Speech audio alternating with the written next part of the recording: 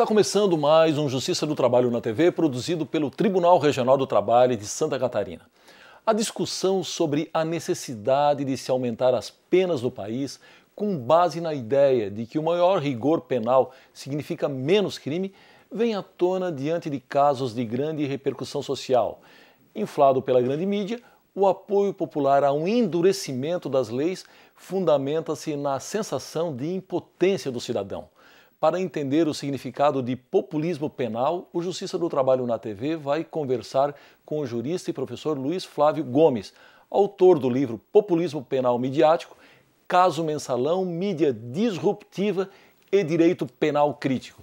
Muito bem, professor Luiz Flávio, é um prazer tê-lo novamente conosco para falar agora sobre esse tema aí, um tema bastante interessante, populismo penal midiático. Bom, professor, para nós começarmos a nossa conversa, de onde surgiu a expressão populismo penal midiático? E dá para explicar o que é isso para quem nos acompanha? Populismo penal veio da política. Na política, a palavra populismo é muito conhecida. Getúlio Vargas foi populista, Jânio Quadros foi populista, Perón na Argentina foi populista. São políticas voltadas para o povo e que procura escutar o povo, escutar o povo. Essa é a política populista. Quando isso vem para o campo penal, o que acontece?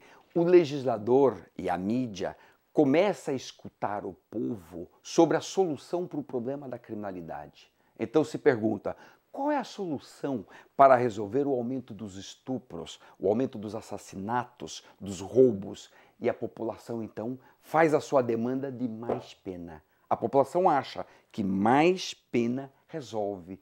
E o legislador atende, porque de 80 para cá, o legislador brasileiro aprovou 96 leis penais. 96 leis penais. Pediu, o legislador entrega. Pediu, ele entrega. Aumentando a pena, sempre aumentando a pena.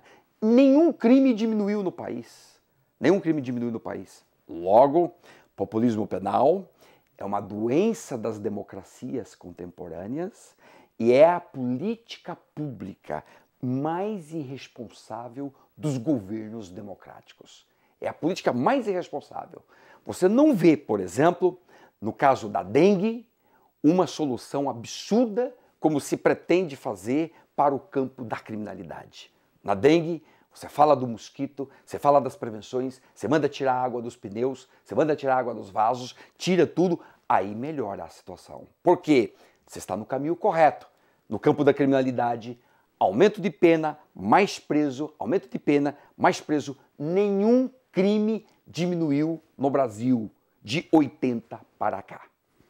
Muito bem, professor. O senhor, como nós adiantamos na abertura, é autor do livro Populismo Penal Midiático.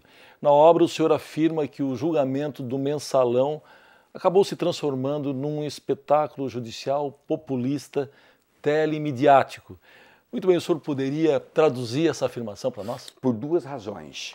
Primeiro, que foi o julgamento transmitido todinho ao vivo em tempo real, o que eu acho um avanço.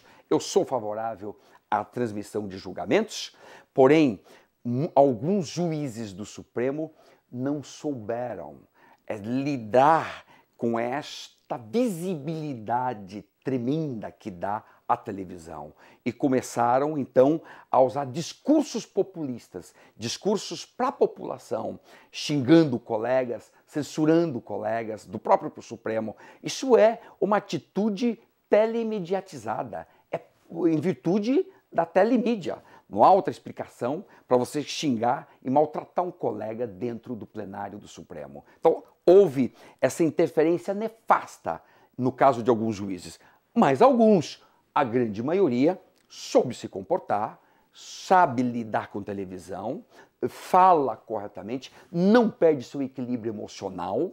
Isso é muito importante para um juiz, ser sensato, prudente, equilibrado.